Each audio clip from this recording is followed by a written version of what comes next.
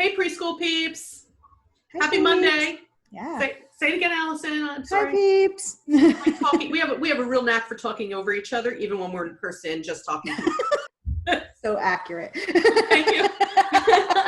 So we're going to preface this episode by saying that Alison's been having a little bit of internet trouble. So Yeah. if she freezes during this episode, it's okay because I'm a talker and I'll just keep going. I'll riff until she's back. She comes back eventually. Yeah, we'll be fine. But hopefully that won't happen and Yeah. all will be well for about the next 15 to 20 minutes. Well, welcome to the new world, people. That's it. That's all I can say. That's it. We're in a new world. Look, I'm in a new. People who've been watching us on YouTube can see I'm in sort of a new space. Yeah, I'm an official empty nester now. So no sooner did my son leave with the last hangers of clothes than I started rearranging and hanging things. So you got to make the most of what you got. So anyway, so we're gonna today talk about if we actually need entirely new systems for children, and not just for children and their families. Are we trying to fit square pegs into round holes with some of the regulations that are coming out? I know we saw regulations this week for our state for the reopening of what the governor called daycare, or many of us prefer to call childcare, since we don't care for days, we care for children. So it's the opening of childcare in about 2 weeks here. And in other places, it's already happened. On Alison, someone commented on something of mine on social media today from the viewpoint of an administrator of a childcare center, talking about how excruciating it's been. Oh, and I can only imagine. Yeah. She used the word excruciating. And people are just beside themselves in my orbit about how this could possibly ever work, not only for childcare, but we have no decisions yet about our public schools, no firm decisions, no rules, no regulations. This seems impossible to figure out. And I'm just going to submit, when things are that painful and that impossible to figure out, you have to try and look for a different way. Yeah. We need a new way. I feel like there should be, at this point, choice. A lot of choices. Like, let the parents decide, and maybe and the teachers too decide, especially in public school. Do you want to be a remote teacher or you do not? You know what I mean? Maybe the group of parents that still want to do remote teaching go to that remote teacher, and then the other kids can go to school for the teachers, and for the teachers that do want to go to school, or do a mix or something. Like, there has to be more. I think there just needs to be new systems from here forward, right? If we're going to we're talking about this pandemic in particular, but who's to say this isn't going to have more waves or happen with another virus in the future? And I think what we're learning is that we are currently living in a world where maybe the school systems that started right after the one-room schoolhouses all those years ago don't work in the current era. Yeah. We're in a different era right now. We're in a different era. We're in a different era. Take away COVID. We're in a different world. Take it away. Like, why do you think that what happened way back then is the same education that kids should get now? No, it's not. Like, I don't understand. We have different ways to do things now. In a matter of weeks, people proved that we can connect other ways. Now, is the education system or early childhood system online perfect? No, it is not. Does it need some personal interaction too? Yeah, it does. I'm not saying that everything that was should be abandoned. I'm saying it needs to be thought about more deeply than let's go back. We needs to be thought about as let's go forward with the knowledge we now have. And I think you're right. I think that that's going to be a lot about choice, but I don't think that that should necessarily end with this pandemic. And here's why. No, I don't Here's think so why. Either. Yeah. Because I work with a variety of settings. Some of them have general education students. Some of them have a mix of gen ed and special education. And some of them are only special education, right? I work with the whole gamut as a consultant. Yeah. There are some children who are thriving at home. Yes, they are. There are some children who are thriving, who are getting further in their therapies via teletherapy and the work that parents have been given to do with them. There are some children who are learning and enjoying the process of learning in new ways at home, and it's actually not been detrimental to them. There are other children who are not thriving at home, who cannot respond to teletherapy, who cannot connect to learning in this way, who are with families who can't devote that sort of attention to the education of their children, can devote some maybe, but not that level of attention. So there's, you know, for what did they say? There's what is that saying in the Naked City? There's how many stories in the Naked City or something? There's millions of stories in the Naked City. There's an old saying. Somebody send it to us, please, in our contact form or in a comment. But so we've talked for a long time about how education needs to be individualized in our classrooms, that cookie cutter approaches do not work, that we need to meet the children where they are, and then work based on their current knowledge and skills to move them forward. This is all the educational jargon Alison and I are in all the time. Yeah. I'm going to propose on this podcast, and you heard it here, folks, preschool peeps, that this notion of individualization needs to be expanded longer and to families as a whole and their decision-making power as partners in the educational process than just what we do in our classroom. That doesn't mean that there can't be rules and hours and curriculum picked by experts and people who guide families with the education. I'm not saying it's a free-for-all. What I'm saying is maybe families should have choices always about how much in-person instruction their children are getting, how much home they want to do. Are their children thriving from doing certain things at home versus others? I think that there needs to be more of a partnership. And would it be such a terrible thing from here on forward to say, we're going to sit with you, family, and you're going to tell us how you feel about your child doing part home, part school, part more of a homeschooling model along with a group model.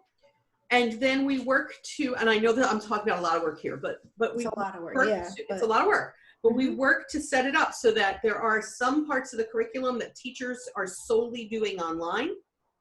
There are other parts of the curriculum that you have to go with a small group of people to a place like a school building to do. There are things like the music, the art, and all those special sorts of things that are now going to be cut because of the budgetary concerns we're going to talk about on a future episode. Those things can also be available either online or in person. I just think it doesn't work. And just one more thing, Alison, and then I'm going to stop talking, I promise. All right. I just feel really passionately, I feel really passionately that we're trying to make something work that can't work. Okay, so and we're not thinking, they're gathering 45, 50 people to think, but they're not thinking totally outside the box. So, and I'm always an out of the box person. Anyone who's ever worked with me knows that. It's just how my brain functions. Okay, so here's the thing. There was a moment in history when there were one-room schoolhouses and people looked around and they said, this isn't working. Our population is too large. It's not going to work for what's happening in our country. We need to divide children somehow. And somebody said, let's do it by chronological age, which Alison, you and I know doesn't work. But okay, we were stuck, but they decided chronological age, and there we were. And now we're stuck in it. Yeah, we're stuck. And these decisions to start to divide children into classes by age based on what was happening in society were hundreds of years ago. Okay. We're talking like industrial revolution. Okay, we're talking like hundreds of decades and decades ago. Yeah, we're talking a long time ago. So maybe it's expired. Yes. And now we need to look very similarly and say these large school buildings with all the children here all the time is not working in the current needs of our society. So let's talk about how are we going to divide education instead of the children, and what choices can we give to families fully. And I fully acknowledge that some of you are like, take my children, please. And others of you are like, I don't want to send my children. And others of you are like, wait, my child's doing really well with me learning in our backyard. I think it's been awesome, the conversations I'm having with kids. Well, other ones of you are like, I can't get my kid to do anything. why can't we appeal to all of you in some way? And it would have to happen over time. But if this crisis has taught us nothing else, shouldn't it teach us to reflect on who we are, what we need, and our systems, both on a personal level and on a systemic level? And now I'm done. I'm getting off my soapbox. Are you? No, totally no. Okay, totally not. Getting off my soapbox. Okay. Alison, go. Okay, so what I would like to maybe see is, you have some parents who are like, listen, my child needs to be at school all day for whatever the reason. Either he's not thriving at school or at home, and he needs to have an in-person instruction all day long because that's how the child learns, or it's because you have to work. That's fine. Let that happen. Okay. But there's other children who need it at home. So like, let them stay at home, and their parents are able to stay at home because they're working at home, or they're stay-at-home parents, whatever. But for those kids that are like in between, say you have a child who's thriving at home doing math. So let him stay home for math. Okay. Let him do the math assignments at home because he's capable of doing it at home. But maybe that child's not thriving in the literacy, language arts world. So then they go to school for that part. You know what I mean? But there's, so there'll be like smaller groups because some of those children need to be in-person math and others won't, and vice versa, so then maybe you have some kids that are doing like half day, but in like a math group that might not necessarily be according to your age, but according to maybe your math ability or your language arts ability or your music ability, and do it that way instead. And then the parents could decide like, hey, listen, you know what? I think my child really needs to go to school for these 2 subjects, but not for the rest of them. I'll do that at home because he's doing fine with it at home. Like, let there be a little bit more flexibility to this, based on what the child and the family needs. Okay, so I wrote down 3 things while you were talking because I'm picturing the 3 groups, the three groups who are now like, wait a minute. Yeah. What about this? One group are the ones with the very young children who don't go to things like math class anymore. Yeah. And to them I'm going to say, oh no, we've said it on a prior episode. I think you and I said on a prior episode that maybe we need to be leaning more toward family childcare sort of settings with really qualified caregivers. And by really qualified, I mean people who are educated in child development. Yeah. Right? I mean people who are educated in child development and learning, much like you and I are, working with, I was a classroom teacher, you are a classroom teacher. We are the ones who people hire to work with the children, but in like these smaller pods. We've talked about this in the past. Yeah. And the family childcare people were really pleased with you and me. Okay, so I'm saying maybe the current daycare/child care system needs to be re-looked at, and how can we use the people who are really high quality in that system to implement it a different way, right? Yeah. Okay. The other group I thought of were homeschoolers who are now listening to this. I know homeschoolers listen to us, and they're now listening to this podcast saying, but we already do all that. Okay. We already do what you're saying. Homeschooling does exist. And here's what I agree. Homeschooling does exist. And what it could look like is almost like public and private school. Yeah. So, when the private schools open, like school already also exists too, and vice versa. But people are choosing maybe private school over public. So there could be people who choose entirely homeschool programs over a publicly based program where families can make choices. Okay, so that answered what I thought homeschoolers are thinking. And one more. Those people who can't stay home with their children to learn math at home. As you were talking about, like some of them thrive at home with math. Well, there are people for sure who cannot stay home and work. Right. They have to go to work. So their children have to be cared for and doing something while they're at work. Maybe again, there are like these, I keep calling it pods. I don't have a better word. But like these families. Groups. Yeah. Cooperative families or something. Yeah. Or bubble groups. Families, I think they're called. Yeah. Bubble families. What are they called? Bubble families. Bubble family. Okay. Yeah. You keep calling it that anyway. I don't know. My cousin sent me this article about bubble families. Yeah. Okay, so like, bubble families. We're gonna bubble these families. Bubbles. But maybe like there are even places I like your pod. I like the pod. Do you like pod? So there's even places like we could put together like youth centers. Yeah.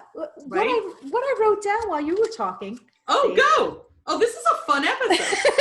was, what if the children don't have to go to the building? What if they go to different places, like a youth center that's local, that's close, that they could walk to maybe, or that if you are a mom or dad, you could just drop them off on your way to work, or a park, or something that is more like geographically close to you, rather than with smaller groups. With smaller groups, and have the teacher, instead of the teacher going to the building of school and you go to the teacher comes to you in your little regional small group, wherever that may be. I like that. Yeah. And what if these regional, now we're really dreaming, ready? Yeah. What if the focus of these regional small groups was when children are not with their regional person learning, that their focus is social action and social justice, and they volunteer in the community,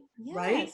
And children are taught about volunteerism and helping others and reaching out to others, and things like equity and equality, charity, and being generous. And that's the focus of these youth centers, where Alison and I just wrote a whole new system. What are the group of 45 people doing right now who are planning education? Because you and I think, just listen. Well, they should just listen to this, and they'll get all their ideas. Everybody send them the podcast. Okay, send this podcast to the governors. Listening that's in the government, send it to the Department of Education, because I don't think that it takes 45 people. I think it takes a room or less of people who are forward thinking, versus trying to go back. One of the things that you and if you see pods, folks, if you see pods or these youth centers, totally Cindy's idea. All right. One of the things that you and I were texting about like hours ago was, have your priorities changed? That was one of the things that we were talking about, right? And I thought about that when you texted me that, and I was like, yeah, you know what? Because when I go back to school, I feel like that's how I'm going to teach the kids.